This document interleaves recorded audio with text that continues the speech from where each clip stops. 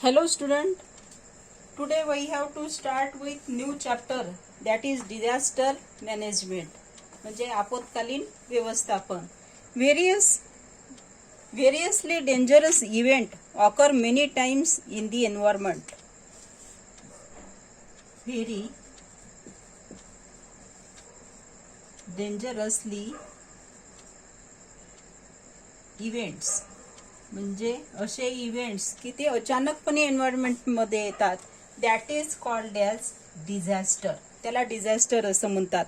Some of the main natural disasters are, main disaster जे आहे जे येतात, for example floods, wet and dry famine, wet and dry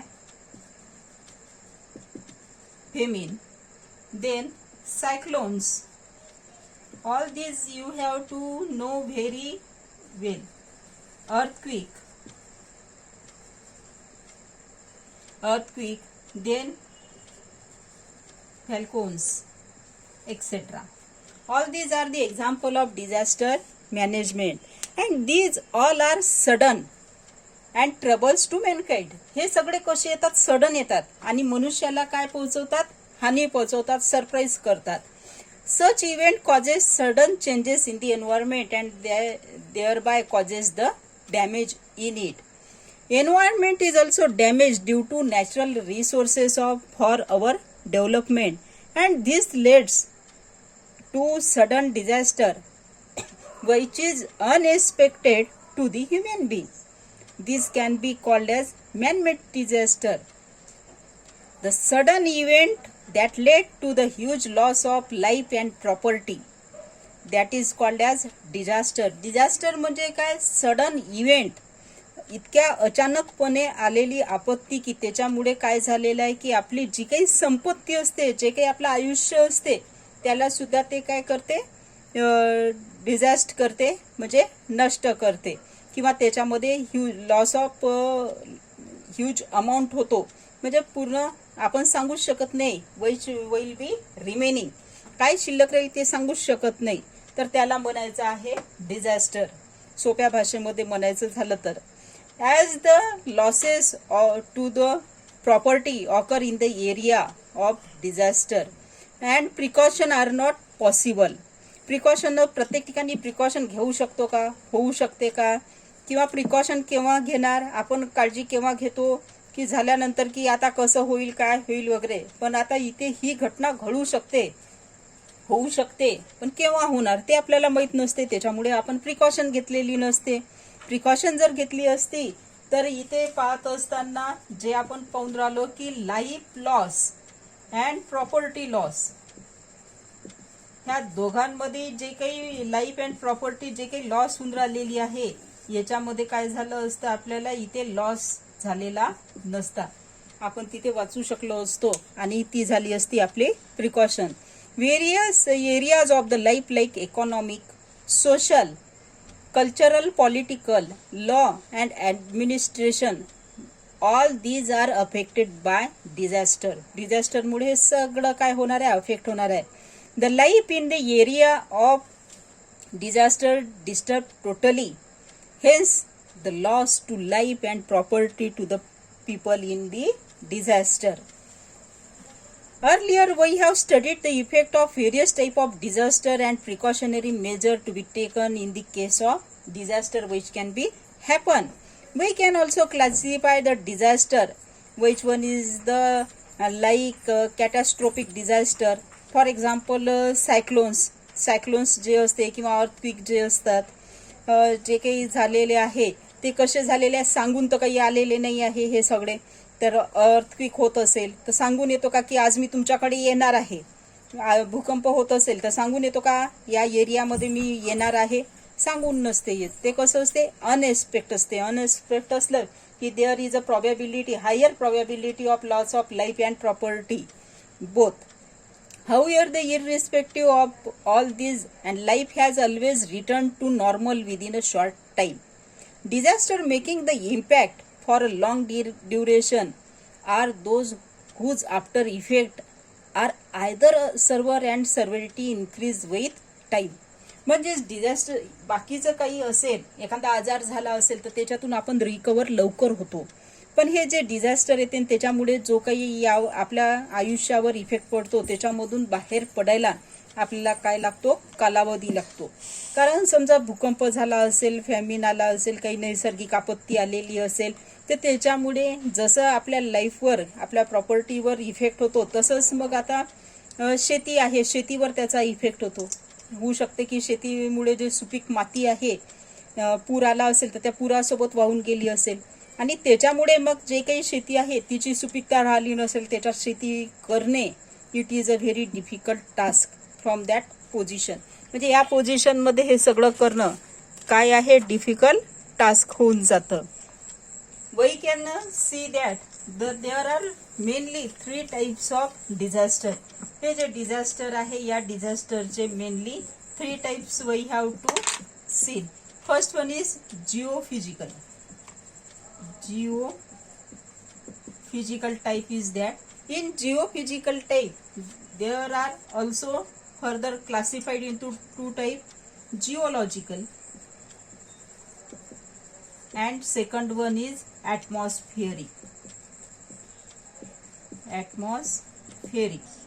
geological मध्ये काय काय येणार आहे, earthquake, volcano, tsunami, landsliding, land erosion, alkalization, flooding etcetera.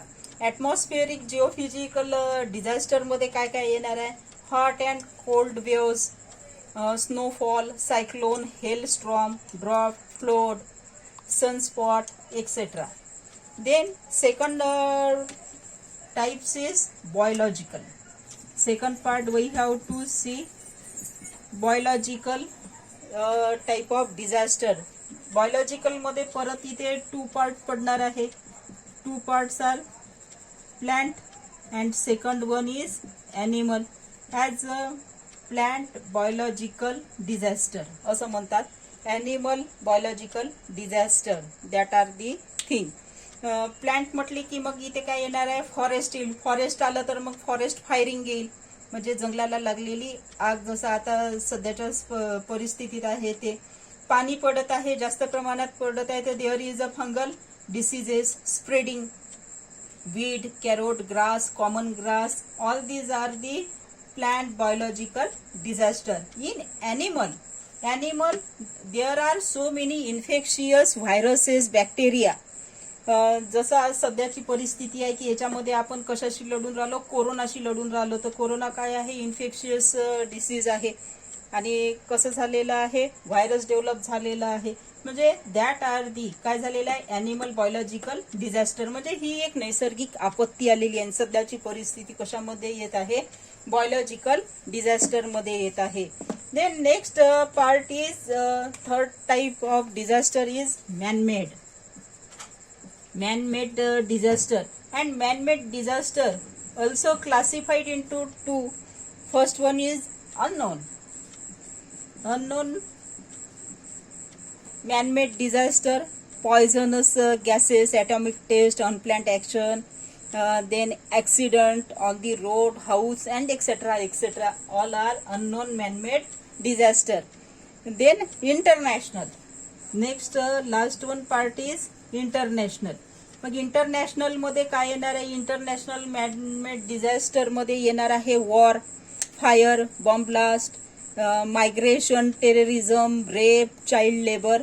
All these are international manmade disaster. All these are the types. There are 3 types, geological, biological and manmade. Geophysical मध्ये geological and atmospheric. Biological मध्ये plant and animal. Manmade मध्ये unknown and international. असे हे त्यांचे काय आहे, effects आहे. कशाचे काय आहे, टाइप्स आहे, types of disaster. Then we can say about the effect of disaster. Disaster definitely affect the economy of nation. That effect is always relative to disaster and economy. If any part is destroyed, there is a long-lasting effect on economy due to huge expense on its reconstruction.